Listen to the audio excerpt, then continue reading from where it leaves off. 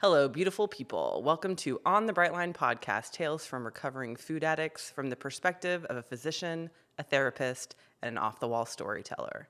We are not affiliated or endorsed by Brightline Eating, and all content presented in this podcast represents our personal opinions and does not represent medical, nutritional, or psychological professional advice.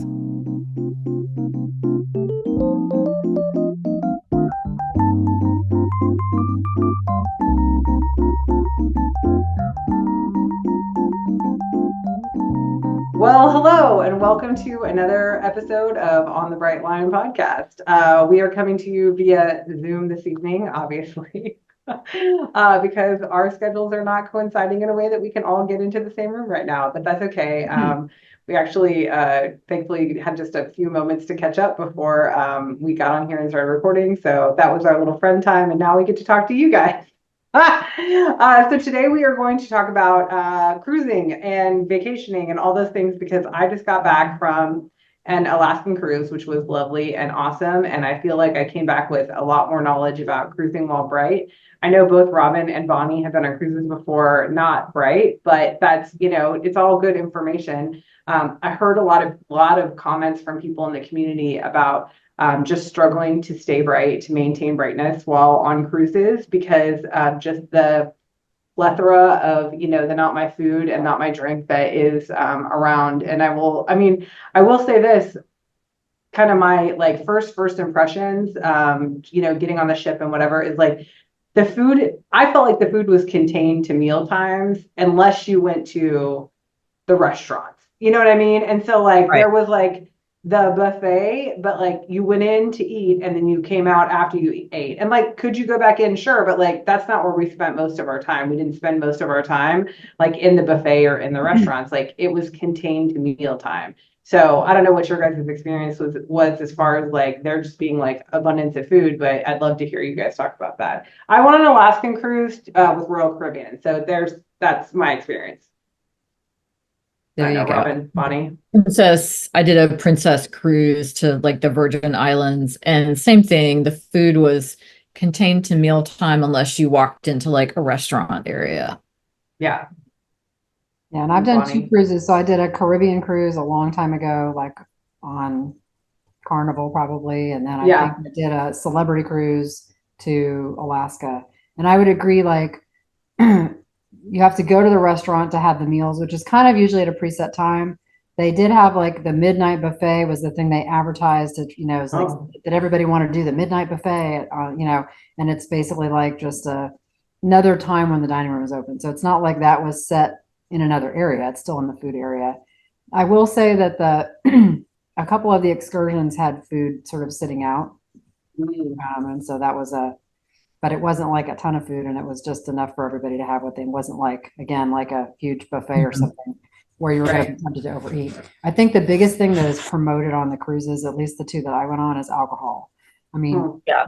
they clearly make a lot of money selling alcohol, and they're all about how you should buy the package before you go, and all that kind of stuff. And I mean, to the point that on the Alaska cruise, in the morning that we went to the glacier. I think it's like all the cruises they get there really early in the morning, yep. and then you Yep. come up and it's like 7 in the morning, and you come up on the deck to see the glacier, Yep. and they're offering like sugary hot beverages for consumption, which because it's cool outside and it's early in the morning, but they're standing right there with alcohol to add to it. Do you want to add some NMD to your, to your Like a hot toddy, is that what we're talking like, about? I don't want to say the words because I know it triggers Right. people. Yeah, I mean, just like they're trying to push you to buy a shot of something to put in the coffee or the Oh, coach, Mhm. interesting. whatever, right? And it's like, good Lord, I felt that like there was a lot of pressure to consume alcohol, and it was Mm, promoted as that was the fun thing to do. So I think if you are triggered by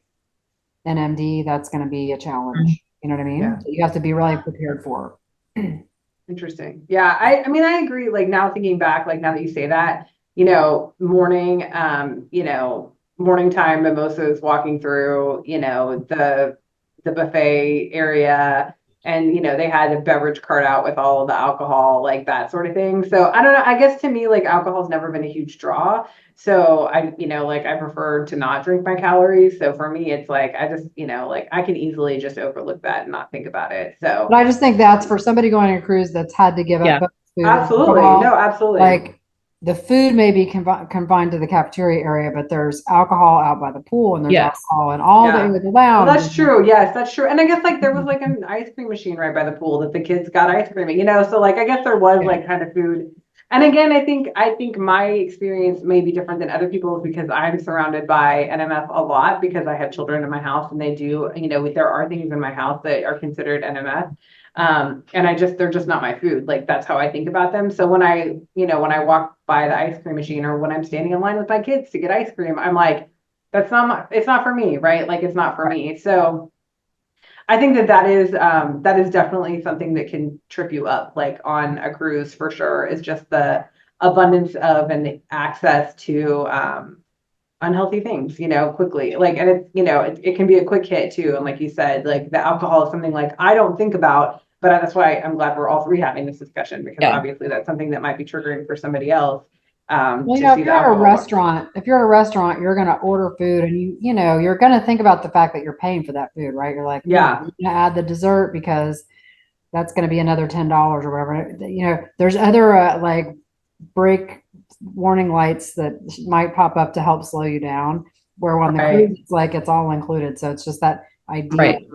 you know, that, and if you have that kind of don't waste anything mentality, I paid for this and here, and there's so much. And I've definitely heard a lot of people like, well, I'm going to take a break from Brightline eating until after my cruise and then I'll get back to it. It's like, oh, Oh, Yeah. slippery Well, those slope. are called planned. So those are called planned exceptions. They're actually talked about within the community. People do that. Like they have people. I've seen people try have planned exceptions, and mhm. it generally, honestly, I don't know of anybody that hasn't ended up with a break afterwards, like some kind of slip up after a planned exception, and like doing all the things that Susan says to do, bookending it, running, just saying I'm going to run the experiment and whatever. But I think that there's something about that planned exception that just starts the ball rolling for some Yep. people. And so my choice, on my cruise was, to be bright. And so I'll just like, I can talk through like what I did and managed it. Cause it was like literally days ago, guys. So I can, talk through it very succinctly, is that I knew that we had dinner reservations every night. So like we sat down in the restaurant and, ate dinner together. So like in my mind, my plan was first night, talk to whoever I need to talk to about what my needs were and how to get those met. So the first meal we had was lunch. So it was actually the buffet because we were going to do the buffet for breakfast and lunch. That was our plan. So I was like, okay, I had my travel scale with me, my little handy dandy travel scale. And I had originally told my mastermind group when I was talking about it that I was going to weigh my food out like as I went along because I didn't want to bring extra food to the table. Well, I realized that was not feasible. Like it just wasn't like I could with balancing plates and I just like it wasn't going to happen. So I got an extra plate and I, eyeballed what I thought were reasonable sized portions. But then when I got back to the table, set out my scale with my plate on it and then measured everything out. So I had completely weighed and measured food for both breakfast and lunch. Now, I chose to not bring my scale to dinner because after the first night, the conversation I had and seeing the portion size, knowing that the protein was pretty impeccable as far as like how like their portioning of the protein, and that I just asked for extra veggies, and every night they brought me like a huge plate full of veggies. And I joke, but it's not really a joke. At the end of this cruise, I don't want carrots or broccoli again for quite some time because that's what I had every night on this huge plate of veggies. But I had enough veggies. Like they were happy to bring me the extra plate of veggies. And like we did where we ate, it was like you got 3 courses, you got an appetizer, you got a main, and then you got a dessert. And I said, I don't want dessert, whatever, but they said we can bring you berries. And I don't do fruit at dinner. But what I did was I took the berries and I ate them at breakfast. So that is my cruise hack for everybody. There you go. They don't have berries. They don't put berries out on the buffet because they're expensive, but they will give them to you at the restaurant, at least on the quantum of the seas. That's where I was. They will give them to you at dinner for dessert because you don't eat sugar or flour, and you can take them back to your room and stick them in your little fridge and have them for breakfast the next morning, which is what I did. So Oh, so you had a little fridge in the room. there was a little fridge, which I didn't realize there was gonna be a fridge. It was a very small fridge, but it was enough to stick just a few things. And because I drink oat milk in my coffee, and I just knew that that was going to be hard. So I brought a carton of oat milk with me too. So I packed that away. The one thing I didn't do, which this isn't a hack for Brightline eaters, is like I didn't bring any food for the kids, and I probably should have, because there was a lack of like a lot of kid friendly food, especially in between meals and my kid snack. So but that's, again, that's for kids, not for Brightline eating. So, but yeah, I mean, And I that think was the thing actually, about the portions, like in a restaurant, again, when you're paying for the food, they tend to give you too big of a serving because they want to make you feel like you got a great value. Where yeah, on cruise ship, they're being like, the food is like all you can eat. So they don't give you huge portions. And if you want yeah, more, you can ask for more. But that is nice that the portions were like real human portions and reasonable. Yeah. Right. gigantic, make your eyes feel like you got a ton, portions. So that's And good. they wanted to accommodate me. So they would bring me the menu for the next day every night at the end of dinner, so that I would literally check off, because like normally there was an appetizer that I could count as a vegetable. And then I'd order my main and say extra veggies, and then, my berries for dessert that I would take away. But like, and they were more than accommodating with anything that I asked for, and wanted to make sure that I had what I needed, and did not have any problem at all, accommodating my asks. So, and even to the point of like one night I ordered something and it didn't come with the sauce, and I didn't ask for it to not come with the sauce, but the chef knew that I was no sugar. And so he didn't put the sauce in there because he knew the sauce had sugar in it. So, I mean, Oh, if you're wow. very clear about what your expectations are, I think that, for the most part, they'll follow your guidelines and do what you've asked them to do. So yeah, I was very pleased. And how wonderful that you were, you know, able to name what you needed and that they were very proactive about making sure that you got what you needed. Yeah. And again, I think it's advocating for yourself, and it's because Yeah. both my parents, who are Brightline eaters, were on the cruise with me, and my mom said that she struggles with asking for what she needs, and that watching me do it helped her do it, which I thought was really interesting, because I mean, shocking, I know, to everybody who's listened to us talk for, the times they've listened to us talk. I have no problem asking for what I need and being very, being not demanding, but Mhm. I'll ask for what I need, and I won't take no for an answer. I'll be like, this is You what were I need. direct. And I'm Yeah. direct. That's a good way to say it. I was trying to think of a word that wasn't negative. Thank you, Robin. Yeah. Yeah. Yeah. But I will just say, I think that the reality is that I didn't even have to be direct. Like, they wanted to make sure that I got what I needed. And Mhm. so the buffet, a little bit less. Like, I had to ask a couple times for things, or I asked about like how something was prepared, and it was kind of like, the person behind the counter was like, ooh, let me go ask somebody. I'm like, okay, go ask somebody. So it's a little bit less, but in the restaurant, like, you could pretty much, they were there to accommodate, which was really nice. It was a really good experience. Like, my kids loved our waiters too. Like, at the end of the week, my older son was like, I'm gonna miss Mark and Mark. I know, it's really cute. They were both named Mark. Yeah.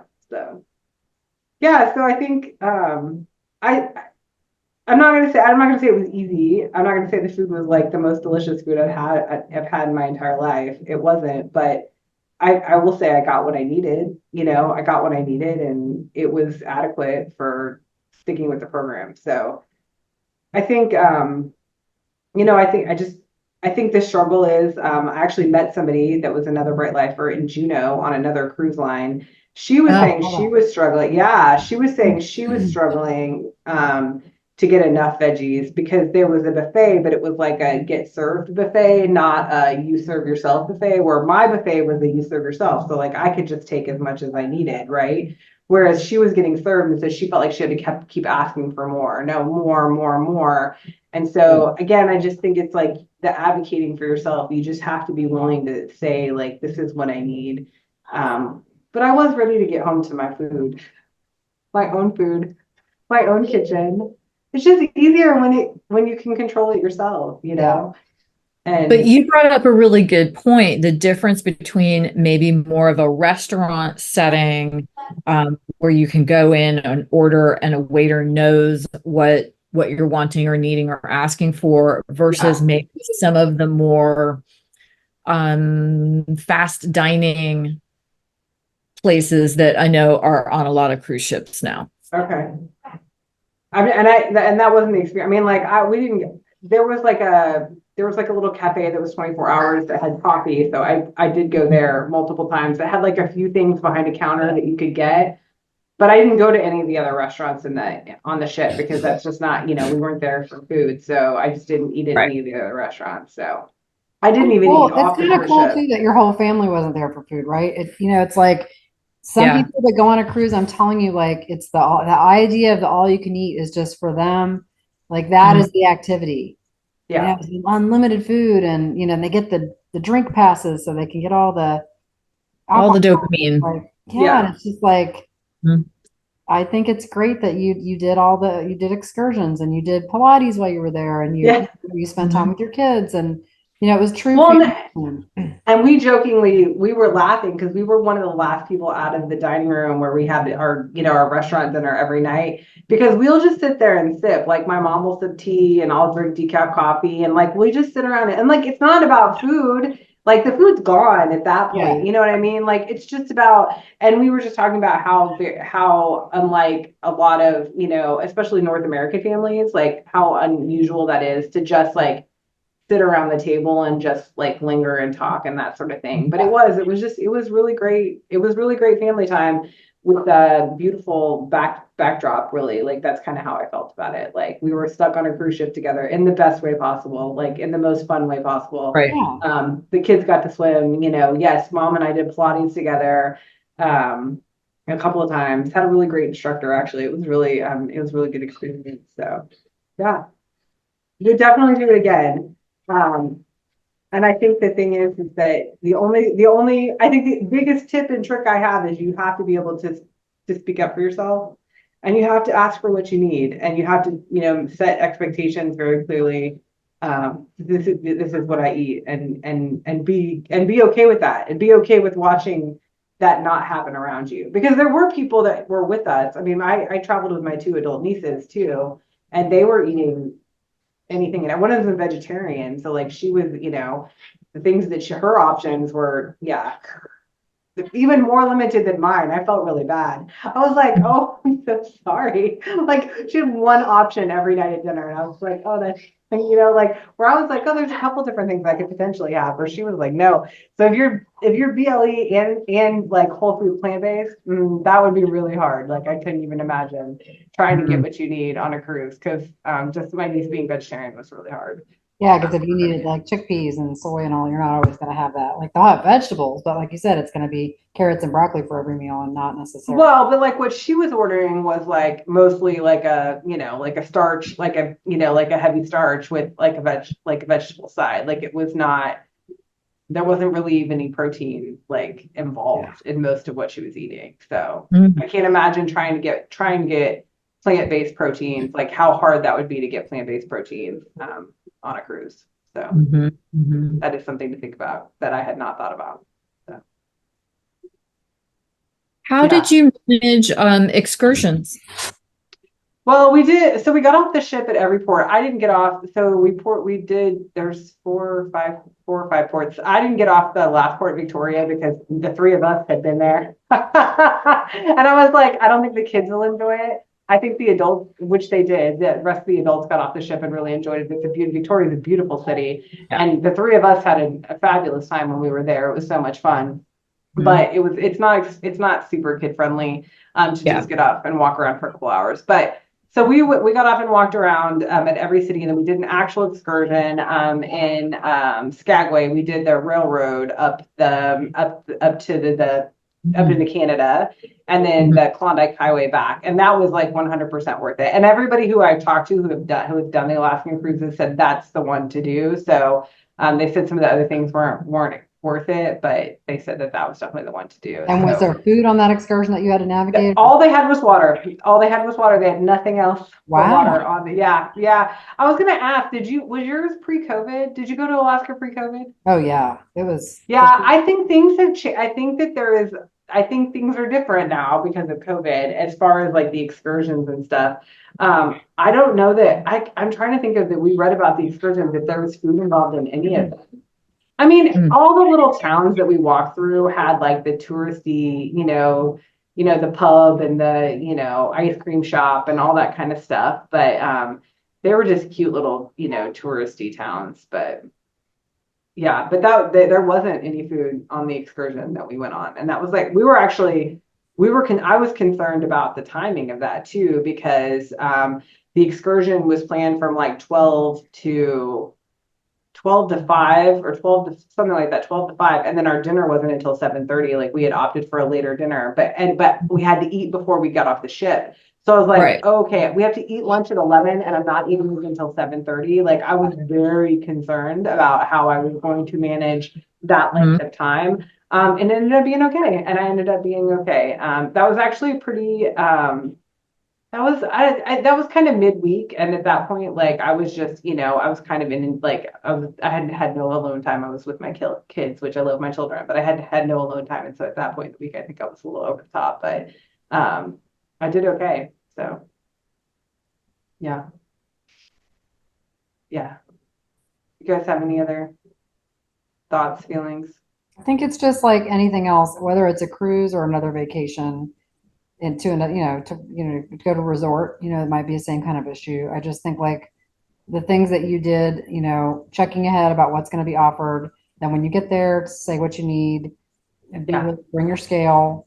I just think like the temptation to give in to what everyone else is doing is really high, even if Mhm. even if you've been really strong in your program.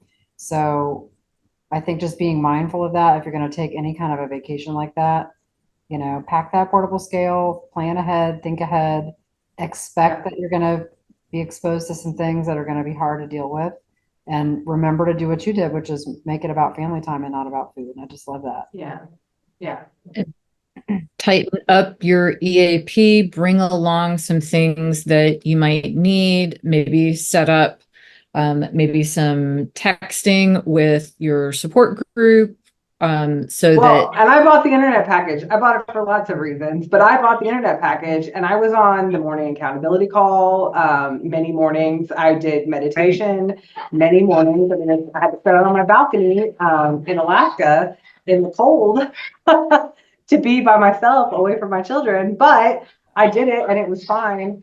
And that, yeah, like just keeping the identity intact, I think is very important. Like I got on, I was texting with my mastermind group. I was touching base with, all my accountability just to make sure because, in the day that I was worried about that big stretch of dinner, I linked in with my mastermind group and I said, I'm planning an emergency fourth meal just in case. Like I said, so what I'm going to do is if we get back at 5 and I'm starving and I'm not going to make it to dinner and I feel like I'm going to lose it, I'm, this is what I'm going to do. I said I was going to do a half protein and a half vegetable, like just go to the dining room, the buffet and get those two things and have that to get me to dinner. I didn't end up needing it, which is totally fine, but I bookended that 100% with them and kept my support and granted, I know like everybody doesn't want to pay for the internet when they're on a cruise, but I couldn't live without it.